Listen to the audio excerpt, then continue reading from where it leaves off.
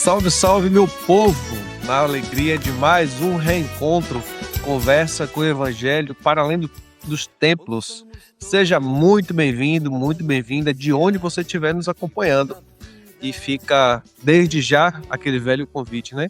Curta, comente, compartilhe, mande para aquele amigo, aquela amiga, aquele familiar, para que a nossa rede cresça cada vez mais. Vamos esperançar de cada canto do planeta de mãos dadas, celebrando o Evangelho para além dos templos. Este é um movimento onde a fé transcende fronteiras e o amor nos conecta. É o Evangelho além dos templos, que quebra barreiras e nos mantém interligados. Ouça a boa nova.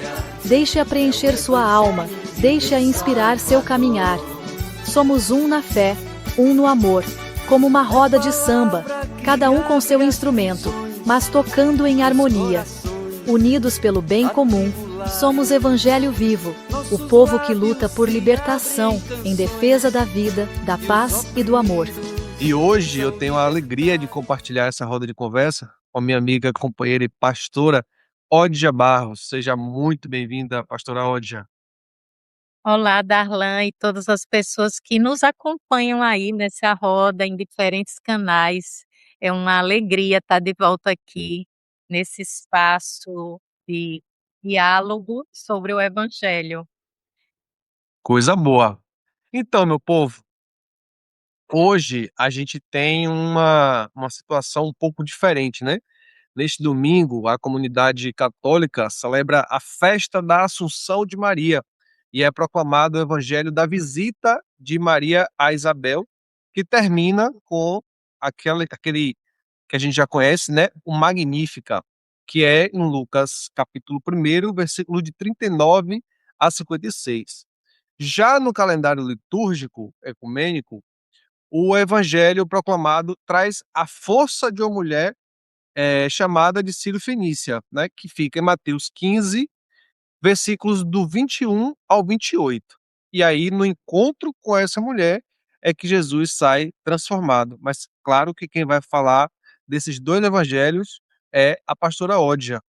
Odja, o que é que esses dois textos traz para a gente em capa inicial, né? Vamos assim falar. Então, eu primeiro queria dizer assim, da importância da gente aqui nesse espaço, né, que é um espaço ecumênico, a gente trazer essa dimensão, né, de que as comunidades católicas estão nesse momento litúrgico de celebração dessa festa da chamada Ascensão de Maria, e o evangelho é muito bonito, porque na centralidade desse evangelho de Lucas está justamente duas mulheres tecendo, né, libertação, tecendo o projeto, aquilo que vai ser o movimento de Jesus, na verdade, começa no útero de duas mulheres. Então, é importante a gente trazer isso aqui, né, independente da festa, do que se celebra, que o Marcelo Barros até diz, Darlan, muito importante no texto que ele comenta esse evangelho, que na verdade ele interpreta esse momento da festa da Ascensão como a antecipação da ressurreição, né, da ressurreição que é primeiro vivida por Jesus e depois é promessa para todos nós. Mas independente disso, eu achei importante nós tocarmos também, nesse evangelho que é importante para as comunidades católicas que celebram essa festa, o fato de ser Maria, não só Maria, Maria e Isabel, 2 mulheres nessa cena do evangelho. Ou seja, o evangelho dessa festa nos convida a olhar, né, para essas mulheres que através dos seus, úteros, né, proclamam, né, o cântico de que é uma profecia belíssima de tronos, né, dos tronos dos poderosos são derrubados. Então, e a importância de trazer isso hoje é porque estamos também num momento onde o valor das mulheres tem sido tão questionado e mesmo, né, quando a tradição católica valoriza tanto essa figura da Maria e celebra essa festa, muitas vezes esquece, né, o papel importante das mulheres nesse projeto chamado Movimento de Jesus. O Movimento de Jesus começa antes e começa justamente no útero de Maria. Inclusive Isabel, na verdade, não vai ser só visitada, né, por Maria. Uma vai apoiar a outra, porque Isabel está grávida no 6º mês e Maria está grávida no 3º mês, e Maria está ameaçada, né, ela foge, na verdade, porque está sofrendo ameaça. Então é também um exemplo de como as mulheres se ajudam, se acolhem. Então é um texto belíssimo, nós não poderíamos deixar aqui de falar dele. E no evangelho da nosso calendário ecumênico, outro texto maravilhoso, onde é uma mulher também, eu diria que ocupa a cena principal, apesar de aparecer o encontro de Jesus com a mulher chamada Cirofenícia. Quem é protagonista na cena é justamente essa mulher que lhe negaram, né, o nome, a chamam pela sua, né, nacionalidade. Ela não é pertencente ao povo de Israel, ela é estrangeira, mas é ela que ocupa de verdade o protagonismo.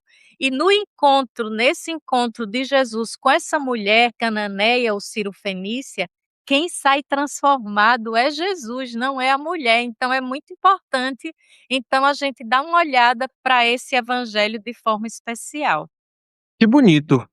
Nessas 2 passagens, né, eu não posso, nem posso dizer que o que converge e o que diverge, né, o que une e o que separa, mas, eh, quais são os pontos que faz a ponte entre esse evangelho e onde que ele se desencontra, se é que a gente pode falar assim? Na verdade, eu diria que não há desencontros, mas há Isso. convergências, e a maior convergência que eu trago aqui nesse, né, domingo, onde a gente está tentando, trazer algumas reflexões sobre esses 2 evangelhos, é a importância dessa centralidade, das mulheres em ambos os evangelhos, né. E apesar da gente estar focando aqui no tema, no evangelho do capítulo 15 de Mateus, mas nós não podemos deixar de perceber também o quanto, essa festa, né, da Ascensão, muitas vezes a gente celebra a festa, mas de fato não dá importância de verdade à centralidade de Maria como mulher, que assume esse protagonismo no projeto divino da redenção da humanidade, onde Jesus vai ser trazido como grande revelação divina e traz o projeto de salvação e libertação humana. Precisa do corpo e do útero dessa mulher, né? Então celebrar a ascensão, de Maria, sem a gente recuperar, não é, o início dessa história. Antes de Jesus existir, já haviam mulheres, vamos chamar, tramando libertação. O movimento de Jesus começa antes dele, começa com essas mulheres e a profecia nos seus corpos. Então isso tem tudo a ver com aquilo também que o evangelho de Mateus capítulo 15 nos traz também esse protagonismo e esse lugar, não é, de uma mulher, e agora uma mulher não pertencente ao povo de Israel. Ou seja, esses 2 textos parece que fazem um diálogo sobre essa temática, não é, que inclusive foi o título dado do nosso querido Marcelo Barros a esse tema de hoje. Ele chamou o evangelho de Mateus 15, né, como o evangelho, do macroecumenismo feminista. Eu amei esse título. Então esse evangelho do macroecumenismo feminista, né, inspirado aí na mulher cirofenícia, na verdade ele começa antes, ele começa justamente nessa mulher, né, que é tão importante na história, né, da nossa tradição de fé, que é Maria. Mas, enfim, a gente tem que olhar ali para além do que Maria significa para cada tradição, que é essas mulheres que estão, na verdade, no protagonismo aí dos 2 evangelhos. Que riqueza, olha, eu acho interessante que, assim, são relativamente poucos os evangelhos, né, em que mostra passagens com mulheres, né, principalmente mulheres protagonizando essa parte principalmente a parte dos evangelhos, mas, nas poucas que tem, é muito forte, é muito marcante a presença das mulheres. Eu acredito que, de certo, muitas outras histórias marcantes, importantes e grandiosas aconteceram naquele tempo que não foram transcritas, não chegou até nós, né, na atualidade. Mas enfim, vamos acreditar na profecia. Qual o principal chamado que esses 2 evangelhos nos trazem hoje, pastora Odja?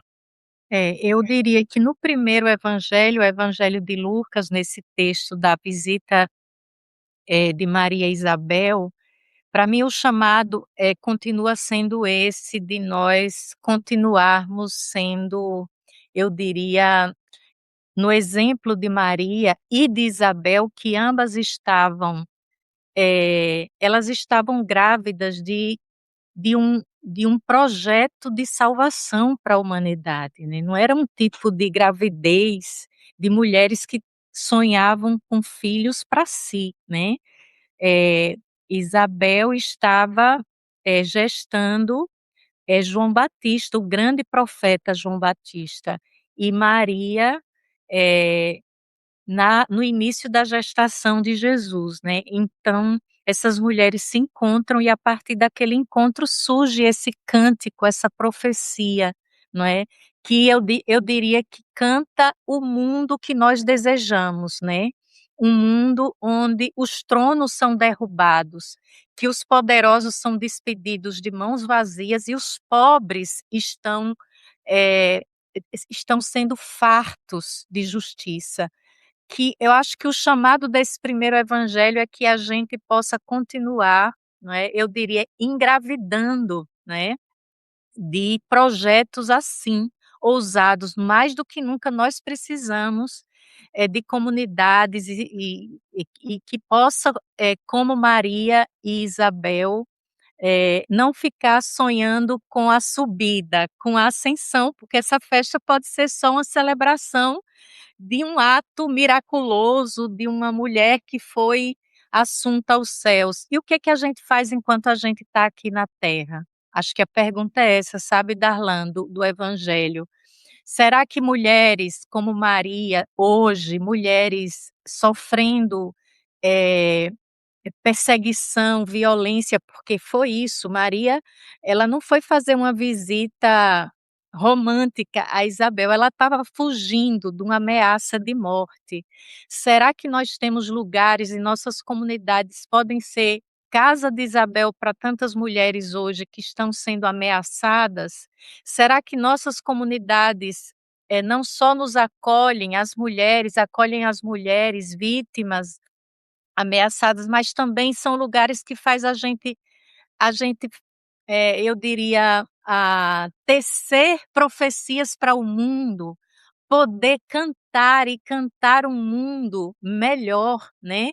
Então eu acho que esse é o primeiro chamado desse texto de Lucas. E o evangelho de Mateus 15 é uma provocação, eu acho que o chamado é: nós precisamos ter a fé e a ousadia da mulher cirofenícia. Veja, no texto ela é chamada de estrangeira, mas na verdade quem era estrangeiro era Jesus, porque Jesus está na terra dela, na terra, né, de Tiro. Quem está lá, e quase se refugiando, veja, em outro lugar, Jesus também é um corpo buscando lugar como o de Maria. E ele está ali tentando passar desapercebido, e aí essa mulher que tem, né, conhecimento de quem é esse Jesus, e sabendo que ele está passando na terra dela, ela o busca, o chama de filho de Davi, reconhecendo, né, a fé e a linhagem religiosa dele, sabe que, né, de quem ele é, mas, mesmo assim, ela ousadamente vai pedir, não é, que ele possa curar a sua filha. E Jesus ali parece que reproduz um pouco daquela cultura religiosa que ele recebeu. É muito bonito esse texto que porque mostra um Jesus aprendendo, aprendente, alguém que sabe ouvir e aprender de uma mulher. Eu acho isso fantástico. Olha que convocação, se a igreja olha para esse texto e diz: "Nós precisamos, como Jesus, olhar também", né, não só, olhar, no sentido de escutar, mas dizer assim, o que é essa escuta, e aí a escuta de uma mulher estrangeira faz Jesus derrubar dentro dele um grande preconceito, um preconceito religioso e étnico, né. Jesus aí parece que não é um homem que sabe tudo, que já aparece, né, formado em todos os sentidos, ele está entendendo ainda a sua missão. E essa mulher ajuda Jesus a entender a sua macromissão ecumênica, que ele não veio só para os filhos, né, de Israel, ele veio para todos. E ela faz uma provocação quando Jesus responde de forma preconceituosa, não é, que ele diz que não veio, né, que ele veio para os filhos de Israel, ela diz: "Mas até os cachorrinhos têm direito a comer das migalhas que caem da mesa dos filhos". Eh, Nossa, essa provocação dessa mulher não foi É forte, hein?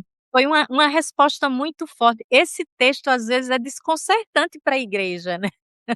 Às vezes a gente quer evitar os textos difíceis, mas os textos difíceis também nos ensinam muito.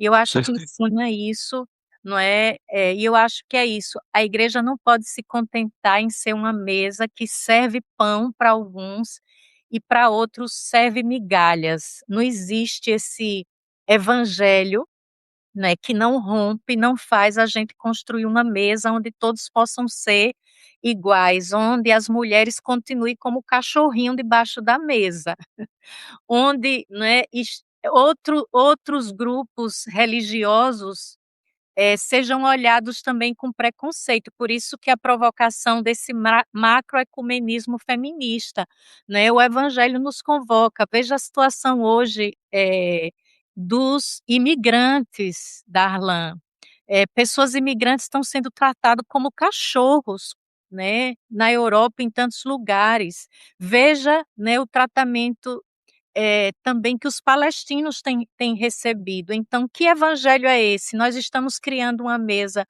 assim, né, onde alguns são tratados como cachorros e vão comer das migalhas que caem, e alguns ficam nesse lugar de privilégio. Então, eu penso que esse evangelho nos chama e nos convida, né, a que a gente possa como essa mulher Ciro-fenícia, né, confrontar o próprio Jesus, né, e que a gente possa continuar, confrontando esse sistema que mantém tantos, né, ainda nesse lugar de indignidade e de desumanização, né. O mundo ainda é desigual e tem muita gente sendo tratada de forma desumana. Esse evangelho de Mateus 15 é uma grande, eu diria, uma grande provocação para o nosso cristianismo hoje no mundo e para esse sistema mundo, onde alguns sobrevivem de migalhas e outros ocupam o lugar na mesa de privilégio. Então, está na hora da gente aprender como Jesus aprendeu também com a Ciro-fenícia. Uau! Quanta informação, quanto aprendizado no evangelho, numa passagem relativamente curta, né. Eu lembro que numa dessas das reflexões desse evangelho, Marcelo nos contava uma fábula que dizia que essa gravidez era a gravidez do universo. Estávamos todos grávidos do universo. e a luz cada pessoa era um pontinho de luz. E que missão é dado a cada um e a cada uma dentro dessa gravidez, né, desse parto? Que responsabilidade. Então, que possamos cuidar afetivamente e efetivamente desses pontinhos de luz que está no mundo. Pastora Odja, muito obrigado por hoje, né? Espero que tenhamos tantas outras rodas de conversa. E a você de casa que nos acompanha pela telinha ou pelo telão, nosso beijo no coração e gratidão de sempre. Pastora Odja. Tchau, tchau. Tchau, tchau.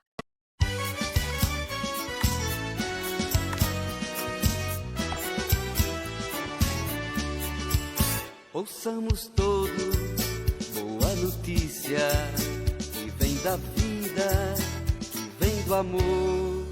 Ouçamos todos boa notícia, é o Evangelho de Deus Salvador.